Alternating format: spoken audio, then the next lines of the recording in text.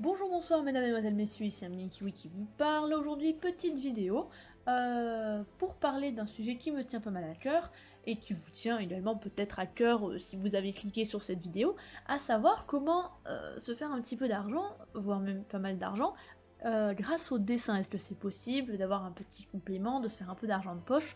Je vais pas vraiment parler du professionnalisme, les gens qui sont illustrateurs à plein temps, en freelance ou en studio, ou concept artiste, ou tous les métiers de l'illustration professionnelle, mais comment est-ce que vous et moi, à notre petit niveau, on peut se faire quelques pesos avec notre passion finalement. Donc comme vous pouvez le voir, on est sur du tradi aujourd'hui, sur un petit bureau totalement détruit par de longues années de loyaux service. Et tout simplement parce que je sais pas, je trouvais que c'était plus chaleureux, plus familial. Et puis dans les prochains mois, je vais pas pouvoir vraiment dessiner en digital, du coup je me suis dit que ce serait bien de repartir sur du tradi. Donc on va pouvoir utiliser dans cette série de 3 vidéos, parce que oui, ce sera une série de 3 vidéos, mes nouveaux pro-marqueurs, j'en avais déjà un set depuis environ un an que j'avais pas vraiment utilisé, puis là il y a pas longtemps je me suis acheté un petit paquet plutôt sympathique avec des couleurs vraiment intéressantes. Et tout simplement, dans la première vidéo, je vais juste faire le brouillon en fait au crayon papier de mes 4 petites cases. Je vous expliquerai plus tard ce que c'est. Dans la deuxième vidéo, je ferai le line et peut-être les couleurs, on verra si ça me prend pas trop de temps.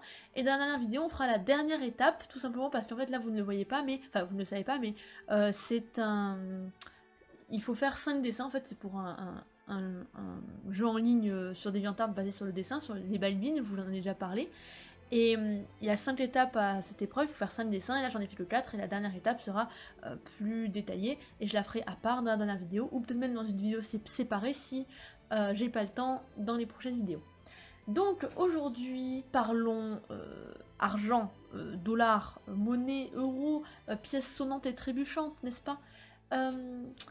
Et pour cela, je vais vous présenter 3 moyens de gagner de l'argent en faisant du dessin. Ce ne sont pas les seuls, je le sais bien, ce ne sont pas les moyens professionnels, mais ce sont ceux que j'ai rencontrés assez souvent sur DeviantArt, faits par des gens qui font autre chose de leur vie, hein, dont c'est pas le métier principal, mais pour certaines personnes dont ça l'est devenu, ce qui est quand même assez rare. Le but c'est avant tout que la première façon c'est de faire des commandes, ou en anglais des commissions, c'est-à-dire que c'est peut-être la façon la plus courante aussi. C'est-à-dire que quelqu'un veut vous payer pour que vous dessiniez ce qu'il veut. Ça peut être un de ses personnages, ça peut être une scène, ça peut être un fan art ou juste un paysage ou quoi que ce soit, ça dépend vraiment de ce que vous faites vous. Et vous fixez vos prix vous-même, vous pouvez faire plusieurs tiers, par exemple tant pour juste un headshot, tant pour un full body, un personnage en entier, et tant si c'est une scène complète avec un décor. Et s'il y a des gens qui apprécient votre style et qui sont prêts à payer le prix que vous avez mis en place, eh bien, ils vont le faire, ils vont vous passer commande. Donc évidemment, cette méthode marche beaucoup mieux si vous avez une grande communauté de fans qui apprécient votre travail, si vous avez un style reconnaissable et plutôt constant, et que vous savez vous mettre vos propres prix et travailler justement sous la contrainte de temps. Il faut être efficace, il faut être plutôt rapide et toujours avoir un bon niveau de qualité. Donc c'est le plus fréquent, mais c'est pas forcément le plus facile. Tout simplement parce que le client vous paye pour quelque chose que vous n'avez pas encore fait, et après il y a toujours la pression de faire quelque chose de suffisamment bien pour satisfaire le client.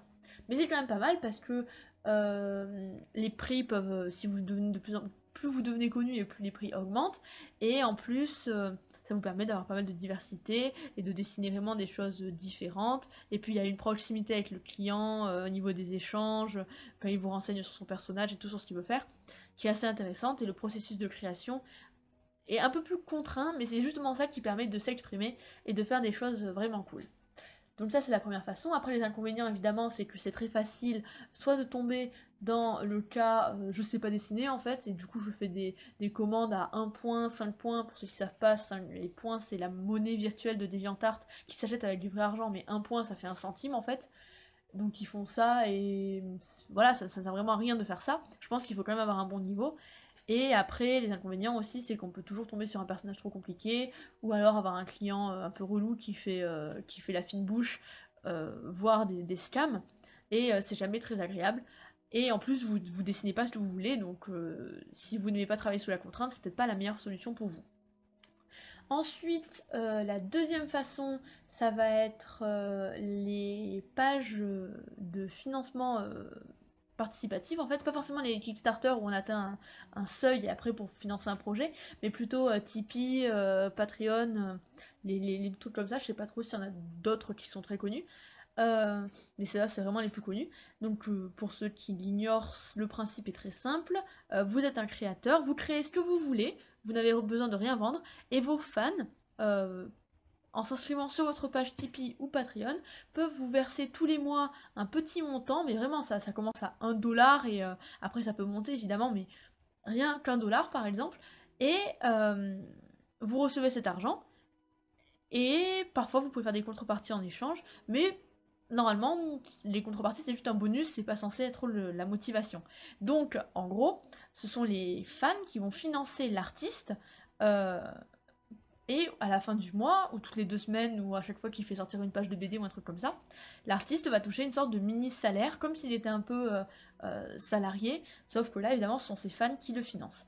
Donc, évidemment, cette méthode est vraiment très avantageuse si vous faites du travail, si vous faites un travail artistique qui ne peut pas vraiment vous rapporter d'argent autrement. Par exemple, je pense notamment à tous les gens qui font des webcomics, des BD en ligne qui sont totalement gratuites d'accès et qui ne veulent pas les faire payer. Comment gagner un petit peu d'argent en faisant une BD alors qu'on veut qu'elle soit gratuite, sachant que c'est quand même, faire une BD c'est quand même un des passe-temps artistique avec l'animation qui va demander le plus de temps, le plus de réflexion parce qu'il faut faire l'écriture, il faut faire une page en entier de manière assez régulière, on peut pas se permettre de sortir une page par mois ou une page tous les 2 mois, enfin ça n'a pas vraiment de sens. Et donc c'est très chronophage et pourtant il n'y a pas vraiment de façon d'être rémunéré. Donc je pense que Tipeee et Patreon, c'est vraiment les meilleures façons d'être rémunéré pour ce genre de travail. Après, l'inconvénient, c'est qu'il faut déjà avoir une grosse fanbase pour pouvoir se faire vraiment de l'argent de manière significative, tout simplement parce que là où pour des commandes, ou même le troisième type de rémunération qu'on va avoir à la fin, c'est vraiment une fois, on paye une fois l'artiste pour avoir quelque chose, là c'est vraiment comme un pourboire en fait en quelque sorte, sauf qu'on le fait régulièrement, c'est un investissement sur le long terme. Et ça, les gens qui sont prêts à payer pour un dessin une fois sont en général beaucoup plus nombreux que les gens qui sont prêts à payer tous les mois, et en fait pour rien, parce que même s'il y a des contreparties, c'est pas le but c'est juste de soutenir l'artiste. Donc je pense que avant d'avoir une bonne fanbase, avec des gens vraiment motivés, on ne pourra pas vraiment avoir un revenu stable de cette façon, ou même régulier, ou même significatif en fait. Voilà pour les pour et les contre, pour les Tipeee et les Patreon.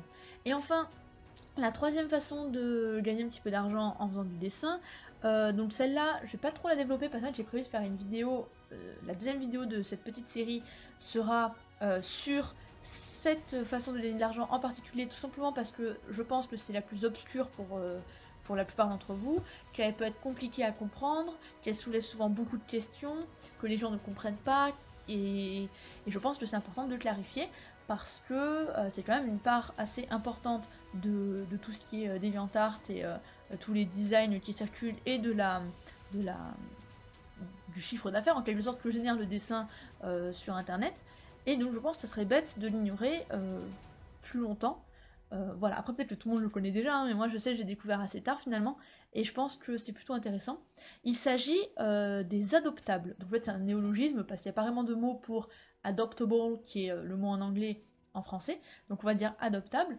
Un adoptable, qu'est-ce que c'est? C'est un personnage que vous pouvez acheter. En gros, voilà comment ça se passe. Un créateur, un artiste va créer un personnage.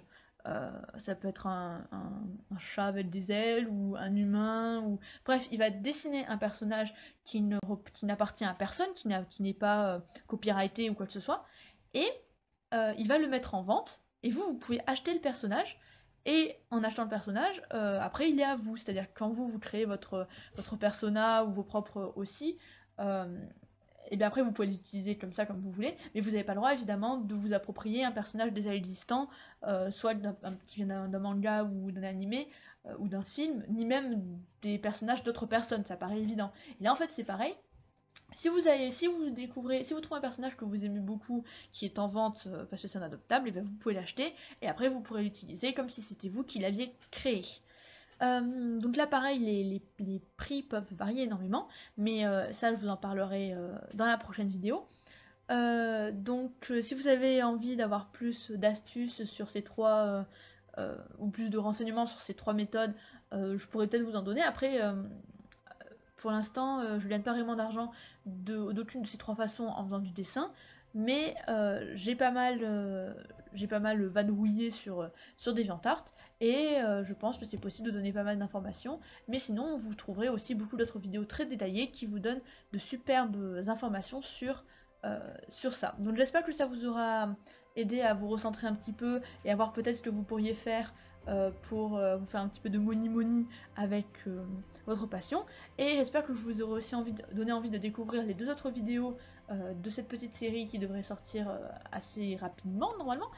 À savoir, la deuxième, je vous parlerai plus en détail des adoptables, et enfin dans la troisième, je vous parlerai plus spécifiquement d'un certain type d'adoptables, les Bagbeans, dont vous avez assez entendu parler. Je suis en train de dessiner des personnages qui appartiennent à cet univers sous vos yeux.